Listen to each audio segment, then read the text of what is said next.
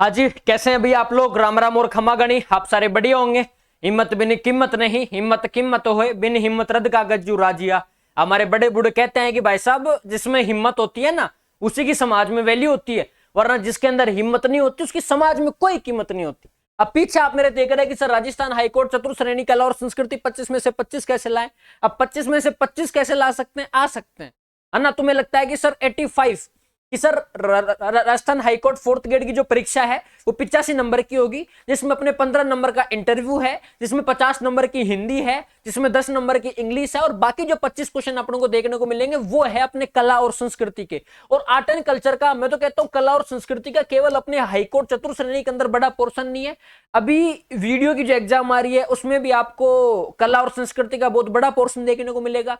तो कला और संस्कृति को कवर करने के लिए वो कौन कौन से टॉपिक है जो हमारे लिए इंपॉर्टेंट है, और इस वैकेंसी के अंदर जो जो टॉपिक दे रखे हैं मैं बताऊंगा, जैसे पढ़ लेना, मैं बताऊंगा जैसे उन टॉपिकों को याद कर लेना। मैं कह रहा हूं बहुत अच्छा भला हो जाएगा। हिंदी आपको 50 नंबर की देखने को मिलेगी, लेकिन मैं एक और बात बता दूं, 50 नंबर की हिंदी बहुत आसान है। उसमें संज्ञा है, सर्वनाम है, विशेषण है, समास है, देशज है, काल है, संधि है, तत्सम है। ये सारे टॉपिक हैं जो बहुत आसान आसान टॉपिक है, जो तुम 9वीं और 10वीं के अंदर पढ़ते हो। जो अपने नवीन व्याकरण की बुक आती है उसको उठा के ले आना, वो पढ़ लेना। राघव प्रकाश जी की बुक आती है वो पढ़ लेना। बस ऐसे आपको सवाल देखने को मिलेंगे। बेसिकली मैं और आगे बात करूंगी भी कौन कौन से टॉपिक है जिनको अगर तुम पीवाईक्यू के तौर पे याद करोगे तो वो आपको बेसिकली याद हो जाएंगे। आप उन टॉपिक्स को रिवीजन के तौर पे याद करोगे वो आपको टॉपिक ढंग से याद हो जाएंगे। यहां आपको जैसे कि एक टॉपिक दे रखा है कि भाई राजस्थानी लोकोक्तियां। लोकोक्तियां बेसिकली आपको राजस्थानी में तो शायद ही देखने को मिल जाए, हिंदी में आपको यहां देखने को मिलेंगी। और लोकोक्तियों से मैं कह रहा हूं पक्का कोई ना कोई 2 सवाल तो आपको यहां से पूछ ही लेगा, क्योंकि जो पहला टॉपिक सिलेबस के अंदर दे रखा है वो आपको लोकोक्तियों का देखने को मिलेगा। एक टॉपिक दे रखा है कहावतें, तो राजस्थान लोकोक्ति और कहावतें का एक एक आपसे सवाल पूछ लेगा। अक्सर तो सबको याद होती है, जैसे मेरे को याद आता है आरएस प्री के अंदर कोई एक सवाल पूछा गया था कि आड़ी क्या होती है। आड़ी अपने अब आड़ी सबको पता होगी सर, एक आड़ी शब्द पूछ लिया। अब बेसिकली जो मेवाड़ और मारवाड़ के हैं उनको तो पता है कि सर आड़ी का मतलब सिंपली अपने पहेली होता है। पहेली होता है कि भाई ये पहेली गांव के अंदर अपने बड़े बूढ़े दादा के पास कभी तुम बैठा करो तुम्हें खूब पहेली सुनने को मिलेंगी। आड़ी का मतलब सिंपली अपने पहेली होता है।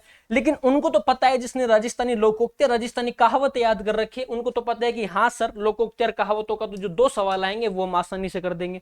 और ये नहीं है कि कोई पीएसआई लेवल का सवाल आपको यहाँ देखने को मिलेगा, कोई आरएस लेवल के फोर्थ ग्रेड की है अपने 5600 अपने 54,000 के ऊपर तो वो वाली फोर्थ ग्रेड होगी। 5600 पदों पे ये होगी। 60,000 इस बार गवर्नमेंट आपको फोर्थ ग्रेड की वैकेंसी देखने को मिल रही है। एक दरख है राजस्थानी मुहावरे, राजस्थानी कहावतें, राजस्थानी लोकोक्ति है, ये हिंदी में आपको देखने को मिलेंगे। तो ये आप थोड़ा सा एक बार देख लेना, हो सके तो इनके पीआई को सोल्व कर लेना। प्रीवियस ईयर के जो क्वेश्चन पेपर है वो सोल्व कर लेना, या फिर पर्सनली मैं इस टॉपिक को यूट्यूब पे आपको सोल्व करा दूंगा। एक तरह का राजस्थानी बोलिया। राजस्थानी बोलिया का जो टॉपिक है, आप चाहे कोई रीट की एग्जाम ले लो, आप चाहे कोई आरएस की एग्जाम ले लो, आप चाहे कोई पीएसआई की एग्जाम ले लो, आप चाहे कोई पटवारी की ले लो, चाहे राजस्थान पुलिस की ले लो, राजस्थान की कोई भी वैकेंसी जिसमें कला और संस्कृति का पोर्शन दे रखा है वहां आपको राजस्थानी बोलियों का टॉपिक आपको देखने को मिलेगा। कोई ना कोई एक सवाल पूछ ही लेगा बोलियों से। तो आप ये वाला टॉपिक को ढंग से तैयार करके जाना। और कितने से टॉपिक दे रखे हैं देखो, मैं एक बार ये सारी रामायण आपको बाद में सुना के एक बार ये पूरा फॉर्मूला बताऊं तो ये टॉपिक दे रखे हैं टोटल आपको कम से भी कम 15 टॉपिक दे रखे हो ना। कला और संस्कृति इतनी बड़ी है, मैं कहता हूँ राजस्थान की इतिहास से बड़ी तो आपको राजस्थान की कला संस्कृति की देखने को मिलती है ना। तो वैसे अपने टॉपिक आसान है, ज्यादा कुछ बड़े टॉपिक है नहीं। एक मैंने कहा भाई साहब राजस्थानी पहनावा और वेशभूषा और आभूषण। अब आपसे कोई वेशभूषा का सवाल पूछ लेगा, आपसे पूछ लेगा कान के आभूषण, आपसे पूछ लेगा नाक के आभूषण। आभूषणों से तो हर बार कोई ना कोई सवाल पूछ लिया जाता है। तो एक आभूषण वाला टॉपिक हो गया, एक आपके वेशभूषा का टॉपिक हो गया, एक आपके राजस्थानी पहनावा। पहनावा सिंपली अपने वेशभूषा के अंदर ही आ जाते हैं। तो आप ये वाला टॉपिक भी ढंग से तैयार करके जाना। एक टॉपिक आपके इधर रखा है राजस्थानी मुख्य कवि एवं साहित्यकार। ये टॉपिक तो भाई चाहे वो मुहावरे छोड़ दे, वो कहावतें छोड़ दे, वो लोकोक्तियां छोड़ दे, लेकिन वो राजस्थानी मुख्य कवि और साहित्यकार के कम से कम 5 से 8 सवाल तो केवल इस टॉपिक से पूछेगी कि राजस्थानी मुख्य कवि कौन कौन से हैं। जैसे आपसे कोई पूछ लेगा कि भाई साहब सूर्यमल मिश्रण की वीर सत्सई नाम की जो बुक है, आपसे पूछ लेगा कि वीर सत्सई नामक पुस्तक के लेखक कौन है, आप कह दोगे सर सूर्यमल मिश्रण जी आपने बताया था। अच्छा, अगला कोई आपसे पूछेगा भाई आयो अंग्रेज मूल के रोग पर इस पुस्तक के लेखक कौन है, आपको कि सर बाकीदास जी। इस प्रकार पुस्तक के नाम दे देगा और आपसे पूछ लेगा कि ये पुस्तक राजस्थानी के अंदर लिखी गई थी, इस पुस्तक के लेखक कौन कौन से हैं। अब आपने पढ़ रखे हैं तो आपको लेखक याद है, आपने नहीं पढ़ रखे तो आपको लेखक याद नहीं होंगे। तो बेसिकली अपने चीजें याद रखनी है। तो मुख्य कवि और एवं साहित्यकार वाला टॉपिक, ये टॉपिक भी मैं आपको यूट्यूब पे कंप्लीट करा दूंगा। जो जो टॉपिक जहां से सवाल आने की बहुत अधिक संभावना है वो तो मैं आपको यहाँ कंप्लीट कराऊंगा ही कराऊंगा, लेकिन 15-20 टॉपिक अपने दे रखे हैं और 25 नंबर का मामला है ना। 5,670 पदों पे आपको भर्ती देखने को मिली है। कुछ नहीं करने, 50 नंबर की हिंदी है, 50 क्वेश्चन आपको हिंदी को देखने को मिलेंगे, 10% आपके अंग्रेजी के देखने को मिलेंगे और बाकी आपको ये कला और संस्कृति के अंदर जो बोलियों का टॉपिक दे रखा है यहाँ से देखने को मिलेंगे। क्या है, 3 सब्जेक्ट आपको पढ़नी है, इंग्लिश पढ़नी है, हिंदी पढ़नी है, आर्ट एंड कल्चर पढ़नी है। इससे ज्यादा तो आपको और कुछ पढ़ना भी नहीं है, अपने सिंपल सब्जेक्ट है तो बस, तो लोड अपने लेना नहीं है, सारी बातें पढ़नी है। आगे मैं अगर बताऊं तो राजस्थान के मेले और त्योहार का टॉपिक यहाँ दे रखा है। तो मेले और त्योहार, एक तो देखो यहां मैंने आपको बताया कि राजस्थानी मुख्य कवि साहित्यकार, आभूषण वेशभूषा, और एक ये जो टॉपिक दे रखा है मेले और त्योहार। अब कल्चर के अंदर जितने टॉपिक आप यहां पढ़ने को मिलेंगे, आपको बेनिफिट ये मिलेगा कि वीडियो के एग्जाम जो 2 नंबर को होगी आपको वही सेम टॉपिक देखने को मिलेंगे। और ये सारे वो टॉपिक है जो इंपॉर्टेंट, मतलब हर वैकेंसी के अंदर यहाँ से कोई ना कोई सवाल उठ के वहां पूछ लिया जाता है। उसके बाद आपकी रीट मेंस की एग्जाम आ रखी है, वहां आपको सारे टॉपिक देखने को मिल जाएंगे। तो यहाँ पढ़ोगे, ये तो है नहीं कि केवल आपको इसी भर्ती के अंदर पढ़ने हैं, वो आपको हर वैकेंसी के अंदर, सीईटी 2026 के अंदर आ रही है, ये टॉपिक आपको वहां देखने को मिलेंगे। ठीक है, तो मतलब रास्ता आसान हो जाएगा आपका अगर ये वाला टॉपिक आप, ये वाला पोर्शन आप कंप्लीट कर लोगे तो। एक रखा है राजस्थान के प्रमुख धार्मिक एवं दर्शनीय स्थल। अब धार्मिक और दर्शनीय स्थल आसान सा टॉपिक है ना, पढ़ोगे। मैं तो कहता हूँ कल्चर को पढ़ते पढ़ती हूँ इंटरेस्टेड लेते हुए पढ़ा करोगे। राजस्थान की कल्चर, इसका मतलब हम राजस्थान की धरती में जन्मे हो तो कहीं ना कहीं हमसे रिलेट करके चीजें, अगर रिलेट करके चीजों को याद करोगे ना कि हाँ यार मैंने पाबूजी पढ़ा, तो पाबूजी को पढ़ो कि यार उनकी घोड़ी थी, कहानी को स्टोरी से रिलेट करके अगर तुम history and art and culture को पढ़ोगे तो तुम्हें जल्दी चीजें याद हो जाएंगी।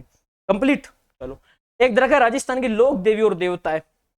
अब ये तो भाई साहब तुम्हें तुम्हारी देवी पता है, मुझे मेरा देवता पता है, तो बेसिकली तुम्हें चीजें याद हो जाएंगी। एक दरखा है राजस्थान के लोकगीत एवं लोक नाट्य।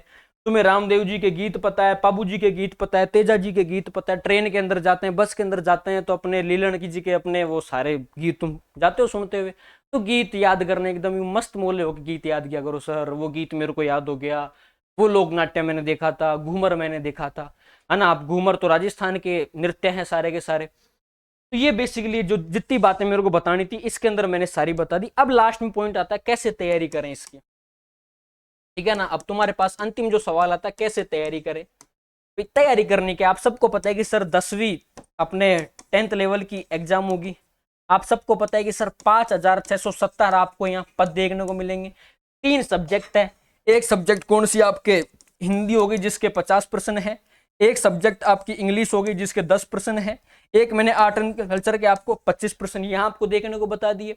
और क्या मिलेंगे, और तो बेसिकली जो सारी बातें थी वो अपन लोग बाद में कर लेंगे, लेकिन अब तक की जितनी बातें थी, कल्चर कैसे पढ़नी है कैसे नहीं पढ़नी, इसके 2 ऑप्शन आपके पास में है।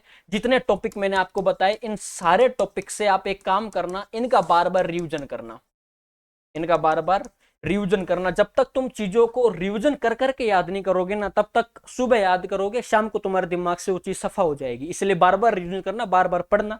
अच्छा, रिवीजन करने का एक बहुत अच्छा तरीका मैं आपको बताऊं तो याद बोल बोल कर चीजों को रिवाइज करना, ठीक है ना। तो पहला पॉइंट तो ये हो गया, तैयारी का, रिवीजन कर करके कोई भी सब्जेक्ट को पढ़ना। अगला, जैसे तुमने कोई बोलियों का टॉपिक पढ़ लिया कि सर मैंने राजस्थान की जो बोलियों का टॉपिक था वो मैंने पढ़ लिया, अब उसके पीवाई को लगाओ,